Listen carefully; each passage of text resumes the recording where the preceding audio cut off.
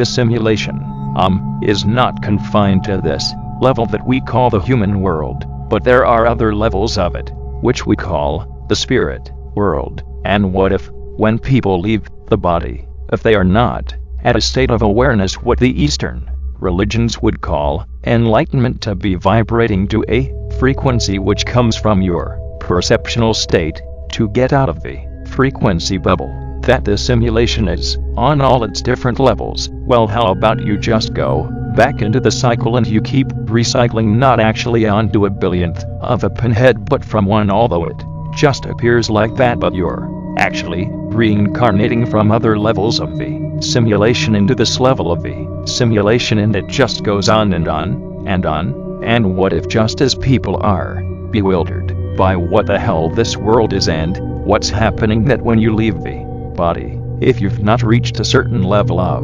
awareness of what the hell's going on, which is what the book's all about, then you're bewildered in another way, and you believe just as you believe you're here for this reason, that reason, or you're here to learn lessons, or whatever you believe outside of this, still in the simulation. You believe that you have to keep coming back here to learn lessons to get out of the cycle. And it was interesting to me that when you look at ancient cultures and cultural beliefs, they do believe in this secular movement in and out of this reality. And there's a very old esoteric concept of what they call the ring pass knot. The ring pass knot is perceived to be a limit. Symbolize it as the outer rim of a bubble, that if you're not in a certain vibrational state, i.e. state of awareness, which is why they relate enlightenment to getting out of here, then you can't get through the ring pass knot. Other beliefs and religious beliefs talk about the Ouroboros, which is the snake eating its own tail, which is symbolic of this limit, this ring pass knot.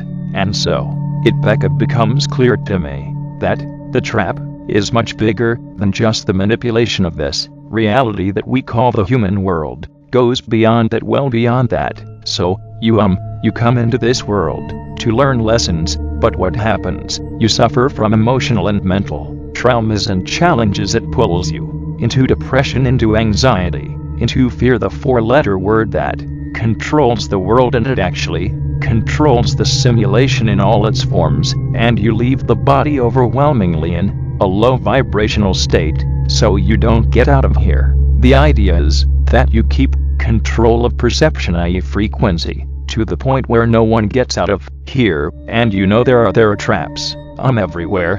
Like there's the trap of it's about reincarnation and learning lessons. It's a freaking trap. It's not about learning lessons. We don't have to learn lessons. We are all that is, has been, and ever can be. We don't have to learn lessons to stop incarnating on a billionth of a pinhead or into this level of the simulation, whichever you choose to symbolize it as. We can reach our own state of enlightenment just by the realization of who we are. And if you look at when you come into this reality, the human world, what are they telling you from cradle to grave?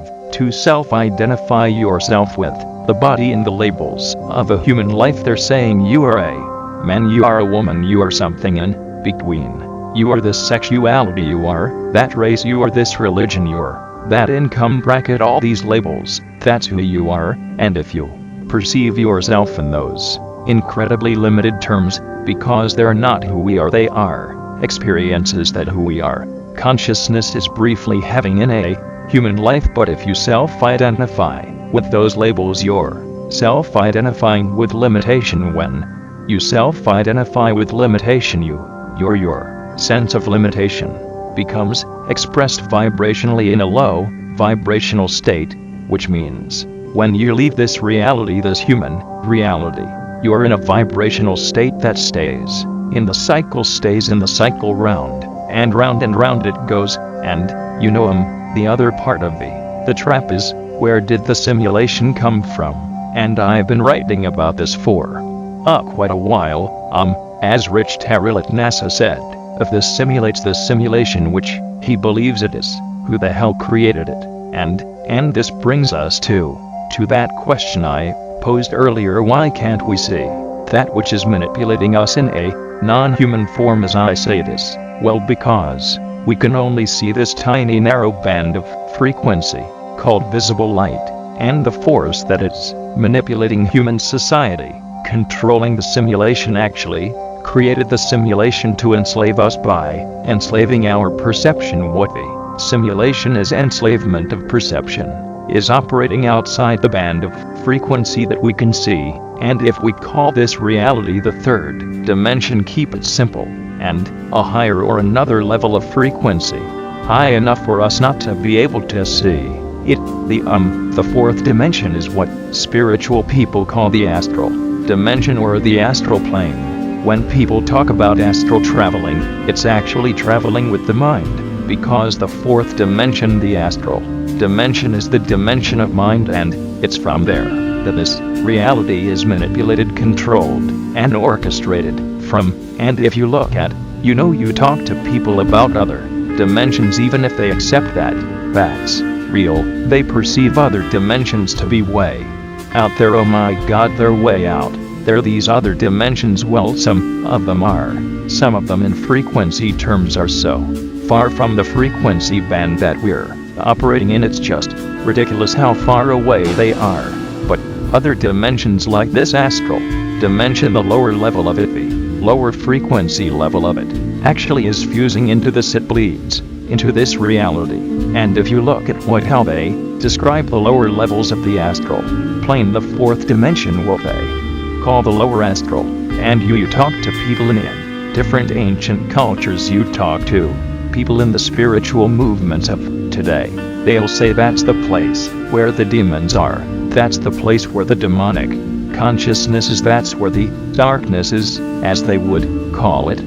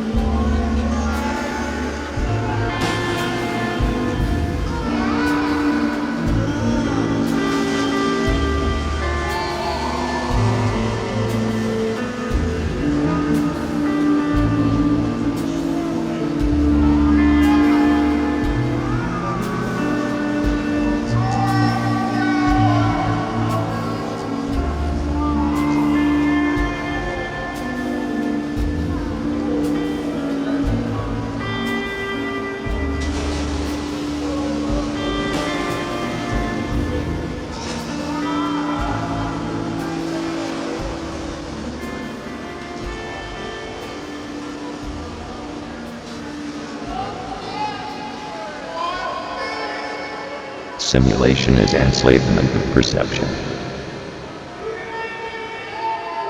Simulation is enslavement of perception. Simulation is enslavement of perception. Simulation is enslavement of perception. Simulation is enslavement of perception. Simulation is enslavement of perception. Simulation is enslavement of perception. Simulation is